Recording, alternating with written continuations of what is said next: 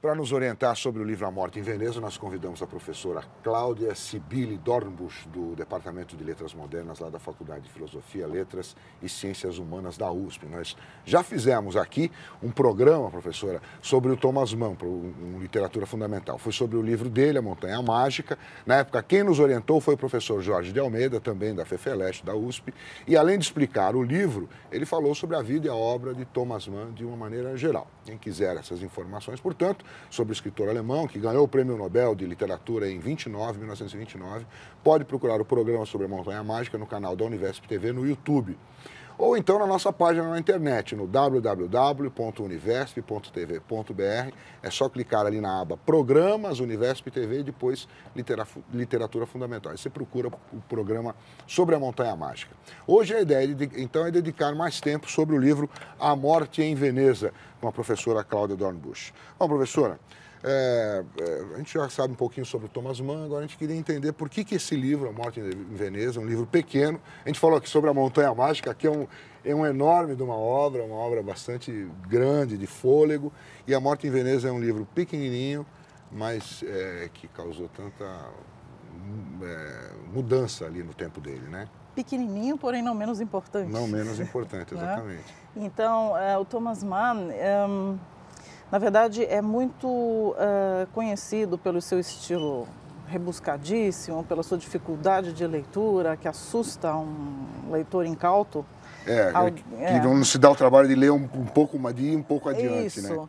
E como já foi apresentado no Montanha Mágica, né? Quando se falou da Montanha Mágica, que é um belo exemplo dessa prolixidade do Thomas Mann, que às vezes usa páginas inteiras, uma página inteira para um período, uma frase, e é de difícil tradução, inclusive, né? Mas a partir do momento em que se entende que todo esse rebuscamento, todo esse burilamento do Thomas Mann é produto da ironia do Thomas Mann, ele é grande tributário do romantismo alemão, então é a tal da ironia romântica que ele usa. Então, quando se percebe que isso é um grande jogo,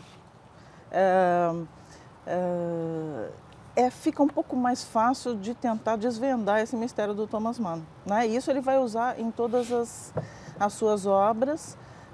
E Morte em Veneza é um livro que foi escrito em 1911, publicado em 1912, e tem o formato de novela. Eu gosto de usar o termo alemão, porque muito facilmente pode ser confundido com novela, e novela em vários contextos. Sim, e que bebe na tradição de um Kleist, na tradição alemã, né? Eu vou falar um pouquinho dessa estrutura da novela, que é fundamental para entender Morte em Veneza. Legal. A gente tem né? tempo para isso. Então, então Thomas Mann ele vai usar essa estrutura de novela que, como definiu Goethe, ele vai dizer que a novela começa com um fato inusitado. Essa ideia de novela, de novo, um fato inusitado, porém possível de acontecer. Tá. E aí nós nos perguntamos, Morte em Veneza, qual é o fato inusitado no início de Morte em Veneza? Aí talvez possamos pensar no título dessa obra, Morte em Veneza. Se eu ouço a palavra Veneza, eu associo a gôndolas, a lua de mel, coisa romântica, aquela atmosfera. E se eu associo Veneza à morte, eu já acho estranho. E tem um elemento wagneriano aí no meio também associado a Veneza. Enfim, ele já começa com essa história, Morte em Veneza. É estranho? Mas é possível. E ele começa em Munique também, né? Você abre o livro... Sim, é o choque. Começa em Munique e o título é Morte em Veneza, portanto já se sabe qual é o fim da história. Exatamente. Não tem nenhuma surpresa, você sabe o que vai acontecer, alguém vai morrer em Veneza. Certo. Né? Literalmente morrer na praia. Morrer na praia. Aí então, ele morre enfim, exatamente. Então, começa em Munique, como toda novela alemã que se preze, eu não vou falar aqui do Kleist, porque eu acho que não temos tempo para isso, mas o importante da novela alemã é que ela tem estrutura dramática, portanto, ela pode ser dividida em atos, né? E Morte em Veneza tem 5 capítulos, justamente. São 5 capítulos. Seriam 5 atos. Seriam, digamos assim, 5 atos. Da então novela, você tem a exposição, você vai num crescendo, até a peripécia, essa reviravolta e o declínio, né? Então, esse começo... Ele segue essa estrutura? Ele segue essa estrutura. Ele segue essa estrutura, esse desenlace. Então, ele vai começando como quem não quer nada em Munique e nós tomamos contato através desse narrador em terceira pessoa que vai falar de Gustav Aschenbach. Aliás, os nomes von aqui... Aschenbach. Von Aschenbach, Aschenbach e von Aschenbach a partir de um determinado momento. Certo. Porque ele ganhou fama como escritor. Então, ele, a partir de determinado momento da vida, passa a se chamar von Aschenbach. E se nós traduzirmos ao pé da letra, Aschenbach é rio de cinzas. Né? Então, Gustav von Aschenbach, sempre muito correto, muito meticuloso, que tem muito do próprio Thomas Mann, pesquisava a fundo. Eu acho que assim, quem começa a ler, mesmo não conhecendo o Thomas Mann, acredita que o escritor tenta se retratar de alguma maneira. Não sei por que se tem essa impressão no início do livro. Sim, ele deixa isso muito evidente. Falando desse ato de criação, que era um tema muito caro ao Thomas Mann, né? Que viveu muitos anos em Munique também, portanto, esse cenário ele conhece muito bem, onde transita o nosso protagonista, aí, o Gustav Aschenbach, que está em crise criativa e precisa tomar um ar e vai caminhar por Munique, não é? Ele vai caminhar por Munique e nessa caminhada ele encontra uma série de... ele se depara com um episódio muito curioso. Ele vai parar diante de um cemitério. Isso. E do nada surge um personagem estranho, nariz adunco. Ele descreve enfim, esse personagem, inclusive, de uma maneira meticulosa, né? Extremamente meticulosa e vai nos remeter à descrição de uma caveira. E isso num pórtico do cemitério com animais apocalípticos.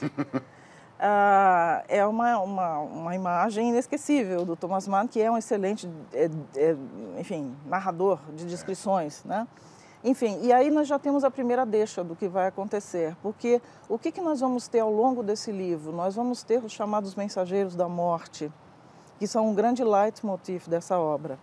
Então nós temos vários. Então nesse primeiro capítulo, ele vê esse personagem curioso, com feições de caveira, tem uma espécie de sonho, visão, em que ele vê uma paisagem pantanosa. E é uma descrição absolutamente erotizante, essa descrição, de samambaias, de intumescências, de pântanos, que remetem a um Deus que veio de longe, ventos quentes que vêm do Oriente. E isso tudo, na verdade, é um prenúncio do que vai acontecer lá para frente na obra. E, na verdade, esses ventos quentes, esse Deus que veio de longe, que, na verdade, está nesse texto embutido, que é o Dionísio, né? Então, esse elemento dionisíaco, em oposição ao apolíneo, é um elemento que vai acontecer muito claramente em toda a obra, que tem um cunho muito forte nietzschiano. Ele faz parte dessas obras do Thomas Mann, da sua fase Nietzsche. Vou abrir um parênteses aqui, espero que eu volte ao fio da meada depois. Não, volta sim, eu não deixo você fugir, não. Vai lá. Então, o Thomas Mann tem várias fases, ele tem a fase Schopenhauer dele, da qual faz parte, por exemplo, Buddenbrooks. E ele tem Foi a fase, o primeiro grande sucesso. o grande sucesso, que é a decadência de uma família, na cidade de Lübeck, onde ele nasceu, né? As pessoas, inclusive, se sentiram incomodadas porque se sentiram retratadas naquela obra e que era um absurdo ele denegrir a cidade dele. Daquela forma. Daquela forma, muito pelo contrário, ele fez belíssimo livro. Um belíssimo livro. Enfim, e Morte em Veneza é muito baseado na filosofia do Nietzsche, essa questão do artista, do apolíneo e do dionisíaco. Se nós formos trocar em miúdos, para quem não leu Nietzsche ou não conhece essa questão do apolíneo ou do dionisíaco, essa questão da contraposição da razão e da desmesura, da desmedida, opostos que brigam dentro do artista. E o Aschenbach, ele é completamente apolíneo na sua criação, ele é racional, ele é adepto da medida, dessa criação perfeita. Do belo enquanto o perfeito belo, é isso? Isso. E ele faz esse passeio porque chega um momento de crise. E esse, na verdade, é o mote de Morte em Veneza. Ele tem esse sonho pantanoso, com esse pântano ele diz, eu preciso viajar. E essa viagem, e aí esse é o primeiro capítulo. Depois, no capítulo seguinte, nós temos uma descrição do Aschenbach. Quem é esse sujeito? O que ele fez? O que ele fez? Por que ele é famoso? A descrição das feições dele, os óculos de aros de ouro, finos. Ele é, enfim, de pele lisa, quase que imberbe. Várias associações a São Sebastião, que temos muito em Thomas Mann. Tem uma associação. O que ele vê? Ele vê uma estátua, não foi? O que é? Sim, na verdade, na verdade, nós vamos falar muito de estátuas mais para frente, porque essa beleza perfeita esculpida é muito importante, né? Então, no terceiro capítulo, bom, ele viaja, ele não vai para Veneza inicialmente. Ele vai para Trieste, vai para outros lugares e chega, por fim, a Veneza. E Veneza é uma cidade perfeita para mostrar esse contraste entre o apolíneo e o dionisíaco, porque Veneza é bela, mas Veneza é podre. E Veneza está afunda, cheiram mal, o canal está, a cidade está afundando, né? Ela é bonita por cima, mas por baixo ela tem um princípio, um prenúncio de morte. Então o cenário, um cenário perfeito para descrever todas essas questões. Então ele chega a Veneza, naquele hotel luxuosíssimo, e encontra esse personagem masculino que é o Tadzio. Tudo isso baseado em fatos da vida do Thomas Mann, esse jovem polonês que ele viu numa das viagens dele. Mas tinha esse nome, não? Você sabe dizer isso? Era Tadeus, se eu não me engano, Tadeus parecido. Enfim, não era Tadzio, ele adaptou um pouquinho, mas o próprio Tadzio, o modelo, se reconheceu. E a pessoa se reconheceu e falou assim, não, o Tadzio sou eu. Enfim, existem textos sobre isso. Eu sou a inspiração de Thomas Mann. Enfim. Mas o que acontece? Ele encontra esse menino e praticamente é como se fosse uma visão. Ele fica extasiado diante daquele menino de 14 anos, que é o retrato da beleza perfeita. Ele é como se fosse esculpido e era isso, é como contemplar a beleza de frente. E é um choque tão grande para o Aschenbach que ele fica completamente sem chão. E ele é aquele equilíbrio que ele buscava, essa contemplação do belo, e aí nós temos vários inserts de outros textos. Então ele dialoga com Platão, com Fedro. É Fedro. Que ele vai citar quase que textualmente, quando ele vai falar o discurso de Sócrates com Fedro, e eles vão falar sobre a contemplação da beleza no seu sentido, no seu estado mais puro, e como isso leva à elevação do espírito, não é? Esse contemplar a beleza no seu estado mais puro, eles vão discutindo sobre isso, e é exatamente o que acontece com Aschenbach, que vai ter esse substrato teórico no texto inteiro, porque o texto é muito filosófico, e você pode ler o texto de uma maneira muito superficial, simples, como o plot, a narrativa. Um escritor de meia-idade vai a Veneza, encanta-se com um jovem. É evidente que existem elementos homoeróticos nesse livro que foram muito explorados, mas isso não tem a menor importância para o conteúdo filosófico, vamos dizer assim, do livro, que é uma segunda leitura. É evidente que isso vai aparecer, né? Então, o que acontece? É inevitável, porque ele realmente se apaixona, não vai embora, enfrenta uma epidemia de cólera para ficar lá. São os fatos. E ele, enfim, ele vê o Tadzio e começa a persegui-lo. Ele persegue a beleza, não é? Então, o Tadzio, na verdade, é como se não fosse de carne e osso, é como se ele fosse a personificação da beleza no seu estado mais puro. E é isso que o Aschenbach busca.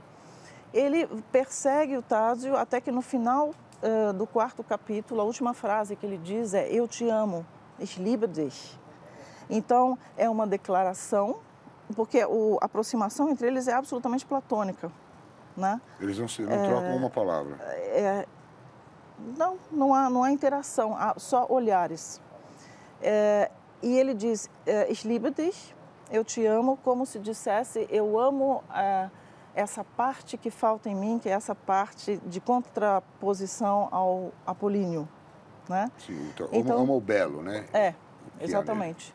E aí, então, ele passa para o último capítulo, e é muito engraçado esse último capítulo, que aí nós temos o sonho. Nós temos o sonho dionisíaco, com orgias. É verdade, é no último. Esse sonho dionisíaco que é uma revelação para ele. É como se fosse uma revelação para ele. E a partir desse momento, ele decide se entregar completamente a esse outro lado. E é quando nós temos essa bela passagem em que ele decide rejuvenescer. Não é? Ele decide rejuvenescer e ele vai ao barbeiro e coloca a maquiagem. O que é a maquiagem? É a máscara. Então, essa filosofia do artista, do Nietzsche, também está toda embutida aí, essa representação, e é como artista maquiado, que ele vai morrer, ele volta e morre olhando para o Tadzio, que está ali num banco de areia, à beira da praia, apontando o caminho para esse outro lado. Para a eternidade, sei lá. Para a eternidade, para o Hades, porque Tadzio também é a figura de Hermes, esse mensageiro, esse que faz a transição e aponta o caminho. E temos uma longa descrição no final de Tadzio nesse banco de areia apontando o caminho. E ele diz, mais ou menos, e mais uma vez, como tantas outras vezes, ele me apontou o caminho e sempre contemplando o mar. Então a água é muito importante aí.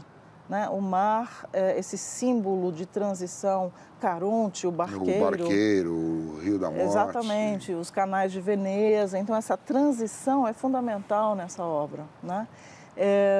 Nós temos essa transição importantíssima e aí fecha com essa morte em Veneza, já anunciada no título, né? Esse desfecho. E ao longo de todo o livro, nós temos algo que o Thomas Mann sempre usou ao longo de todas as obras, tanto na Montanha Mágica, quanto no Tônio Kröger. Aqui também, eu já mencionei no começo, que é o leitmotiv. Né? E o leitmotiv, não sei se todo mundo sabe, que vem da música, né? Muito usada pelo Wagner. Thomas Mann era um admirador de Wagner, da música de Wagner.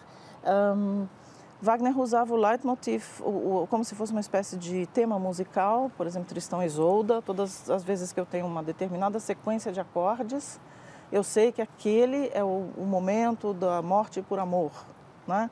Enfim. E o Thomas Mann vai trabalhar, como eu já mencionei, com os mensageiros da morte, que não deixam o leitor esquecer de que ele vai morrer e que a morte está presente o tempo inteiro. Então, primeiro, nós temos esse personagem no pórtico do cemitério. Depois nós vamos ter, quando ele chega a Veneza, o gondoleiro. É uma gôndola forrada de veludo negro. Tem também um personagem no navio. Tem. Não tem? Tem um personagem no navio que é um personagem muito próximo daquilo que o Aschenbach vai se tornar no final. Ele meio que imita... a descrição que ele faz desse personagem é a descrição que ele faz dele mesmo no fim do livro. No fim do livro. Eu gosto de chamá-lo de velho fake.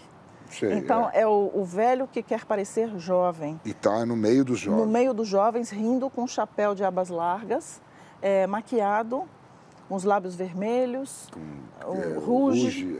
Né?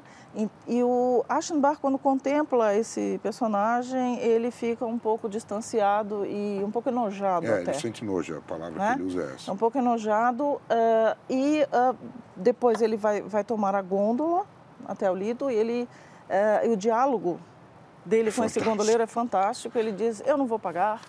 Eu falei assim, não, mas o senhor não pode, me deixa aqui que eu quero pegar o vaporeto.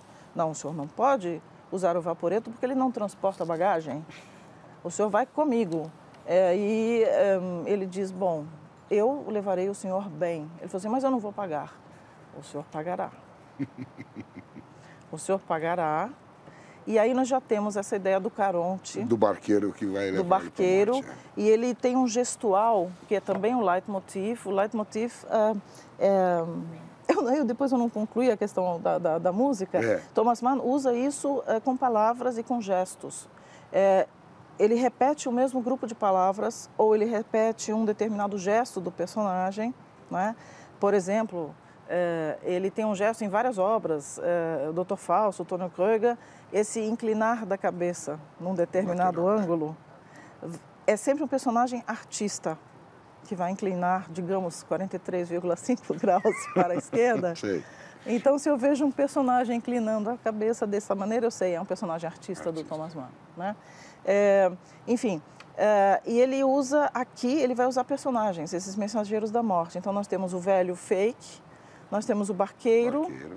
Nós temos o primeiro do cemitério. Que era um personagem meio alpino, sei lá. Ele tem uma descrição estranho, incrível desse personagem. Um viajante, na verdade. Com uma mochila. Exatamente.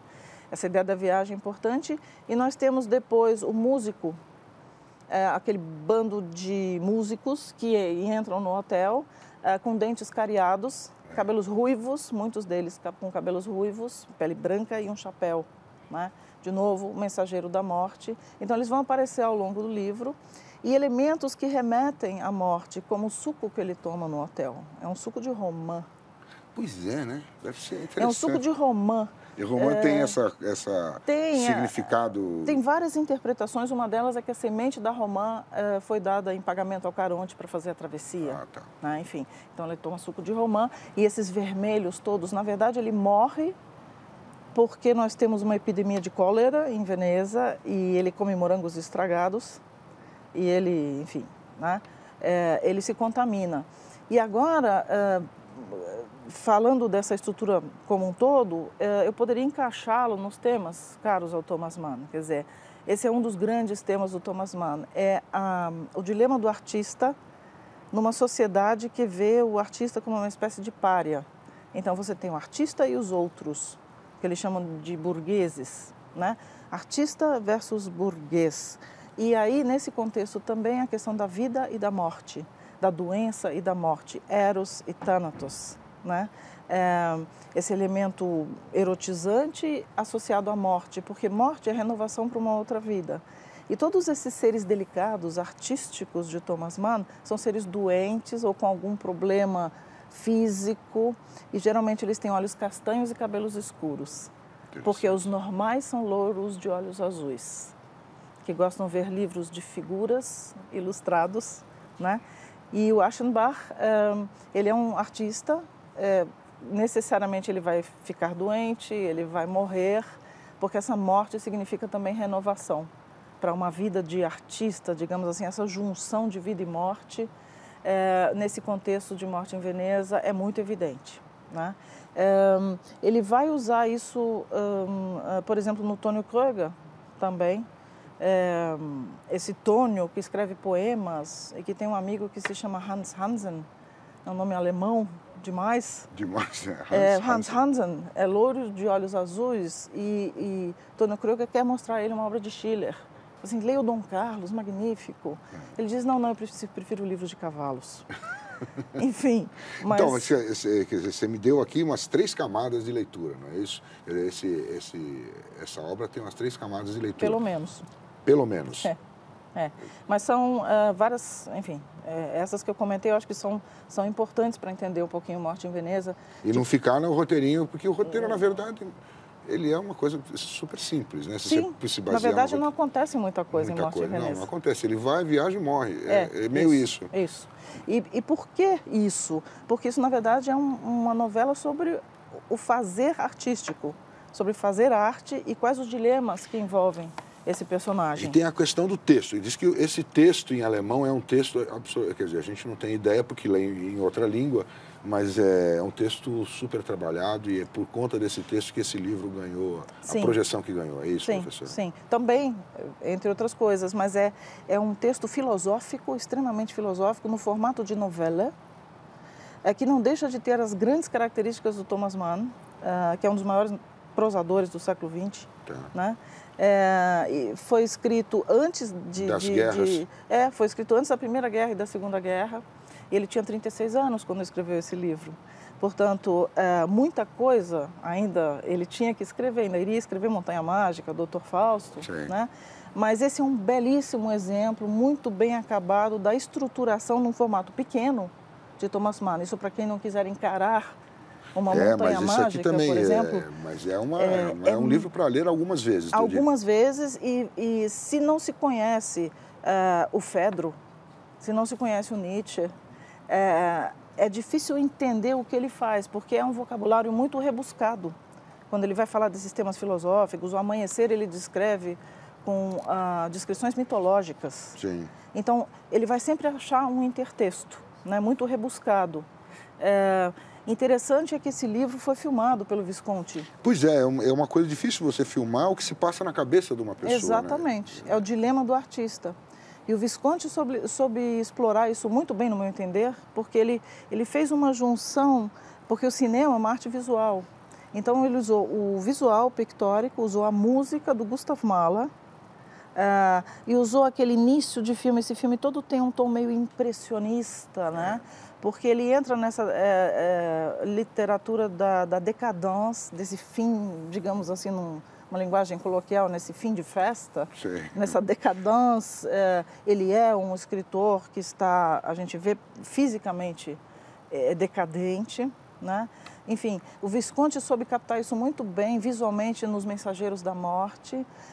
No Gustav Mahler, no Gustav von Aschenbach, até no nome, ele tem o primeiro nome do Mahler, e fisicamente muito parecido com o Mahler. Então, o Visconti explorou isso e ele usou o Mahler, ele usou o Adagietto do Mahler como leitmotiv do filme, e ele usa uma única vez o movimento da Terceira Sinfonia do Mahler, que tem um texto do Nietzsche. Que aparece ele amarra muito bem a história, né? Exatamente. Então, quer dizer, quem assistiu o filme terá em si uma ideia do que é o livro, mas é só uma ideia, porque o livro porque é um filme, para as plateias de hoje, talvez seja um filme bastante arrastado, bastante lento, né?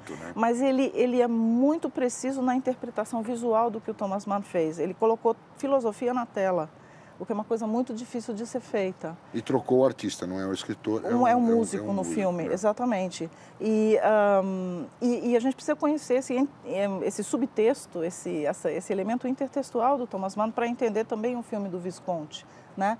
E ele tem justamente no texto, o texto do Nietzsche, da Sinfonia do Mahler, é a canção da meia-noite do Assim Falou Zaratustra.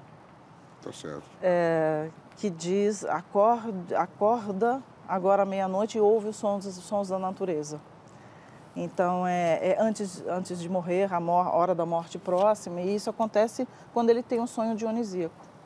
Então, é um belíssimo livro em formato pequeno do Thomas Mann, mas não menos importante ou profundo, ou Sim. que leva a várias leituras. Sim. Se você fizer umas 2, 3 leituras dele, você ainda vai achar coisa. Sim, sim. E é necessário uma leitura do Nietzsche e do Platão para entender. Para entender melhor. Porque ele cita, esse texto que você falou do Platão, ele cita textualmente, né? Sim, o Fedro. Tem aqui uma os parte diálogos bastante grande. Do Sócrates com o Fedro. Então é como se fosse mestre e discípulo, que ele transfere um pouco para o Tadzio e para ele próprio, Aschenbach, né? Na história. Então, esse intertexto é fundamental. Ele cita obras dele próprio, Thomas Mann. Ele cita o Gustav von Aschenbach, cita obras dele próprio, Aschenbach, como o Thomas Mann o faz nas suas outras obras também.